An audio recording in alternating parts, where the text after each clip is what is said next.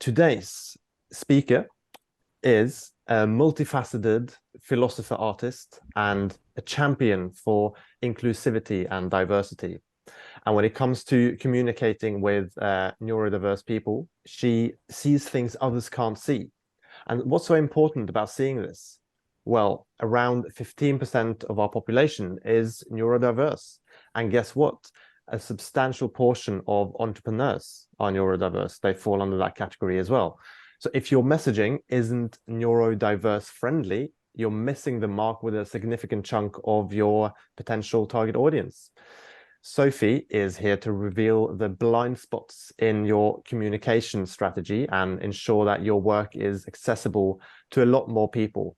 And there's more to Sophie as well. She's a literary artisan with over 400 poems that traverse the landscapes of mental health to politics. And one of her most recent ventures is a novel that challenges the status quo.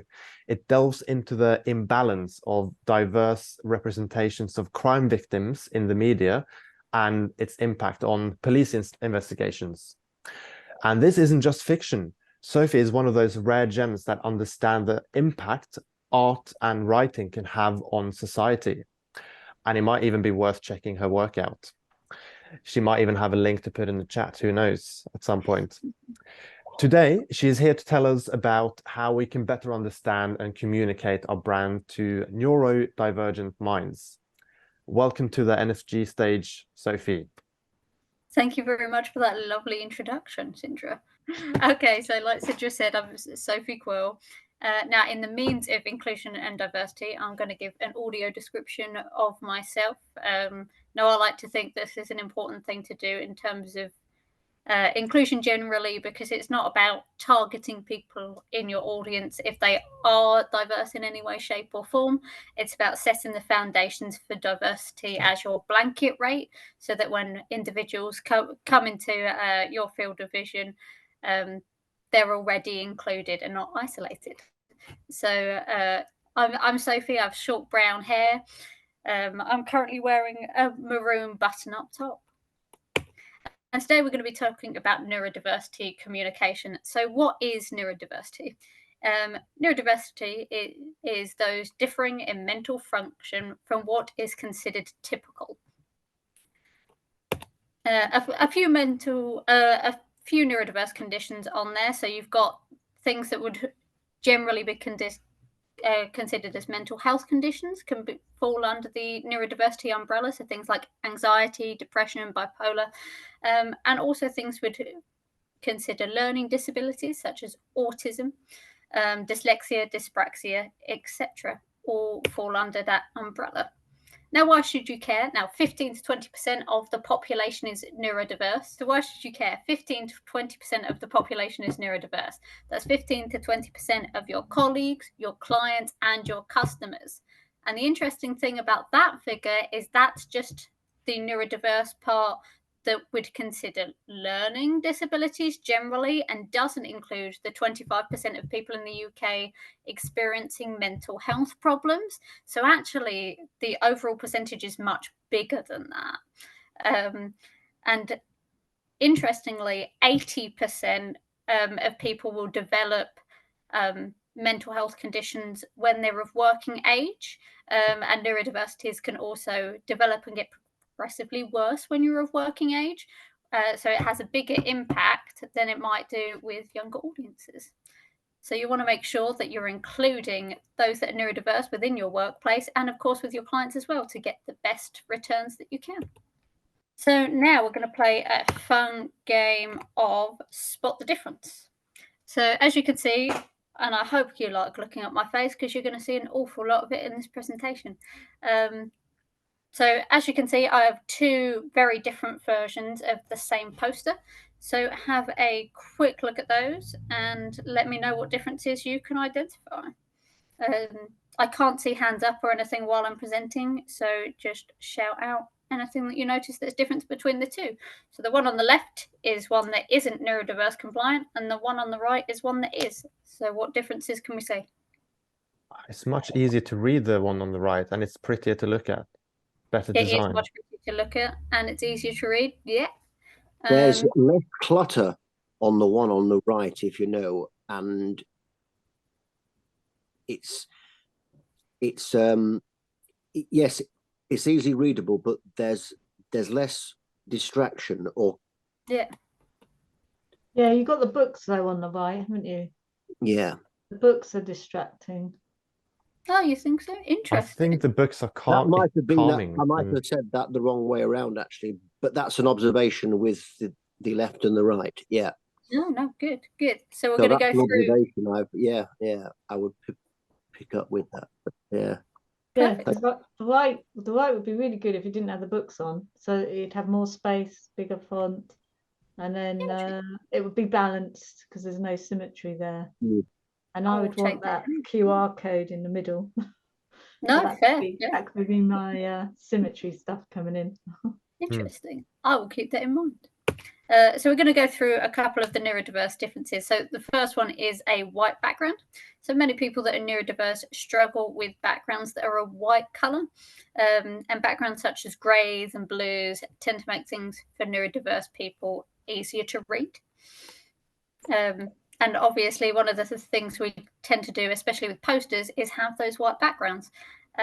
So if you're printing anything publicly, having a very colored background is good, but it's also good to look at the settings on any piece of technology you're using to see if you can automatically get that background color changed. Next up, capital letters, and I think Gareth mentioned this one last week. So God, you're shouting at me again. I know. So like Gareth said, having things in capital letters makes it feel like people are being shouted at. It makes it sound angry and less appealing. So by changing those into just standard letter format, it makes it more appealing for those that are neurodiverse. Next up, red text. Now, red is generally speaking a color to be avoided for the neurodiverse population, partially because it's a negative color. Also, in terms of things that aren't just text, having red as a wall or a door or something, it's actually really hard for people who are neurodiverse to judge distance when the color of the thing in question is red. So that's something to bear in mind with the color red as well. So if it can be avoided, that's always preferable. Next up, cursive font. So on the left, you can see that I have my name, call Sophie Quill, and my phone number in this cursive letters, along with the questions underneath.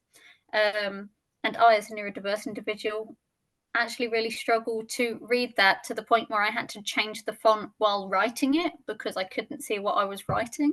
And as you can see on this non-cursive font on the right-hand side, it is much easier to read generally, whether you're neurodiverse or not. My partner actually makes really artistic lettering, I suppose, out of quotations and things. And bless them, as pretty as they are, I can't read any of them. So that's just something to bear in mind with your communication to make sure that it's readable. Now, text size. You don't want to be using a text size smaller than a size 12 because it's going to be a real struggle for those that are neurodiverse to read it, but also anyone who is partially sighted, etc. as well.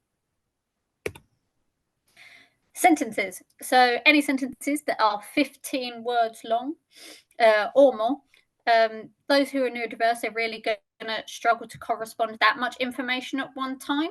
So try and avoid these really long sentences and break up pieces of information into much smaller parts, especially with things such as instructions. If you're giving anyone instructions, short formats are preferable because people are actually going to take in all the information that you're trying to throw at them rather than just getting lost in the middle.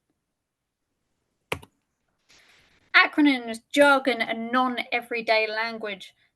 So on this poster you have on the left-hand side, at one point I have put the initials BPD under the mental health bullet point, if you can have a look at that. Now, BPD stands for borderline personality disorder, but one of the things you don't ever want to do is assume that someone can understand all these acronyms and this technical jargon and language that you're putting into something, because they don't necessarily. I know in the modern world, we love an acronym, and sometimes we get so caught up with these acronyms, these abbreviations that we use, that we don't realize to anyone coming in how confusing it is. and how actually acronyms can sometimes also be repeated, but in different contexts. So it can be really confusing for people.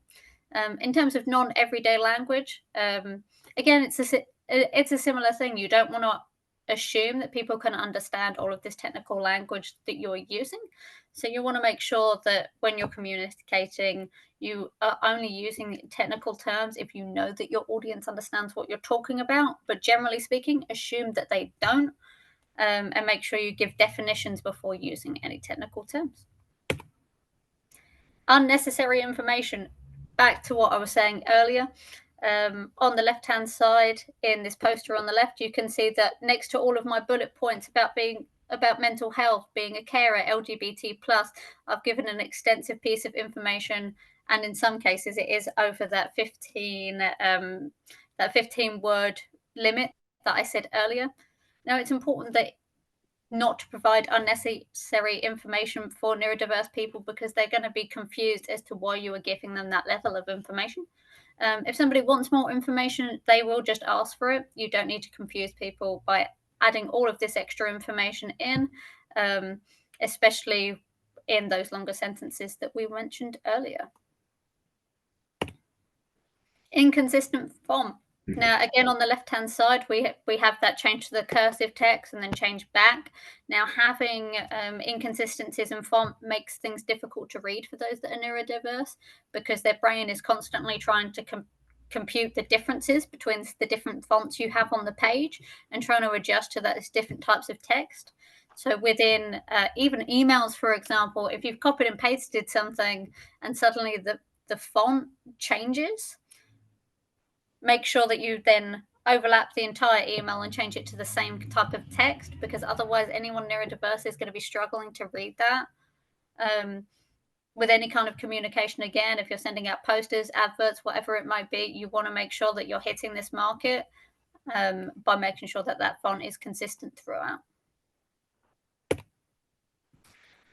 Other top tips for people that are neurodiverse. One, and this is good for everyone, not just those that are neurodiverse, but communicate in more than one format. So try and use the 3 different types of education, which is visual, audio, and kinesthetic learning.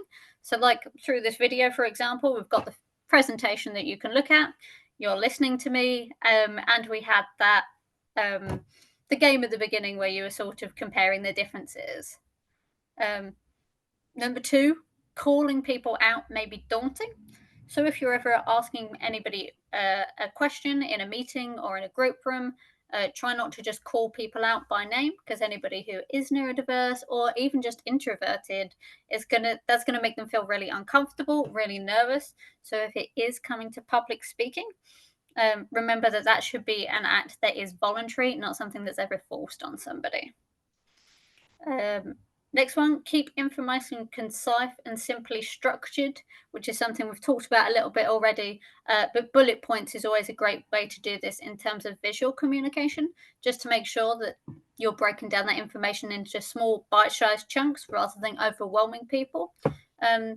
Similarly, if you're giving people instructions, if these instructions are verbal, don't give too many at a time, because people are just going to be lost and forget what you're on about. So if they are verbal, do one instruction at a time and then wait till somebody's done it and move them on. Next one, try and make sure information is available in advance if it is at all possible. So with presentations, things like this, if you can get the slides available in advance, ideally, that would be wonderful. If you're going to be asking people questions in a sort of interview format, can you give them the questions in advance so they can prepare their answer? It's all about not putting people on the spot and making people aware of the expectations, what's coming. Another couple of key questions. Some of you may have seen in the chat before this, I asked if anybody had any accessible needs. So just to make sure, is there anything to bear in mind that maybe you haven't considered? Because if you haven't, that's completely okay. Will a flip chart be used in meetings? So this is a little bit of an odd one, but those that are neurodiverse really struggle with the use of flip charts. So if you are going to use one for whatever reason, just try and communicate that in advance. And again, as part of this making sure people are prepared piece, if anything is in person, is there going to be parking? How are they going to get there? What's the nearest station, etc.? It's all about providing information so that people don't feel scared and overwhelmed and unsure about any experiences. Will there be breaks? Now, realistically, you should be anything that's a meeting, you should be trying to split it down into about 50 minutes or so before you have a break. Because again, otherwise you're going to hit that point where you're overwhelming people. Now, other top tips. Well, we've been talking primarily today about neurodiversity. You don't want to be neglecting other areas of disability or other areas of inclusion and diversity generally. So again, we're going to be checking all accessibility needs in advance of meetings, not just those that are neurodiverse. Ensure any images are representative and realistic. So you can see here, I've got this picture of this lovely girl in a wheelchair. Now, actually, when I was trying to find a picture of a wheelchair to go in this presentation, most of the images that come up are for elderly people, which isn't obviously realistically representative of the population of people who are on wheelchairs. One of my best friends, a lovely guy called Mo, he's in his 30s. He's been in a wheelchair his whole life, and he comes into work every day, and it's important to represent that within any information that we're given. It's also important to make sure that people feel included generally. So I work in a manufacturing plant, and when people come into the production site, they have to go through training about safety, about working in a factory. And a couple of years ago, I noticed that all of the people in our presentation were A, white, B, able, and C, that things like people wearing headscarves weren't considered in terms of our site PPE, personal protective equipment. So I spoke to the people in charge, and we got that change. So now the presentation includes people that aren't just white British, people that are in wheelchairs. It shows people how to wear PPE, and it also shows what jewelry is allowed. For example, Sikhs need to wear a sort of type of bracelet, etc. Now, the standard jewelry policy would say to not include this, but as part of being inclusive, it's one of the things you have to consider. So it's just these little things about making sure anything you're doing is representative and realistic of the entire population, not just something minimal. Videos is a big one, so try and use captions or subtitles. Now, you don't have to buy a program. Most video systems will have an option for you to just have automatically generated captions. Just as a top tip, do review these before posting anything. Because of them being automatically generated, they won't necessarily be 100% accurate. Another one about videos, if you're showing videos in any meetings, try and provide a transcript in advance so that people can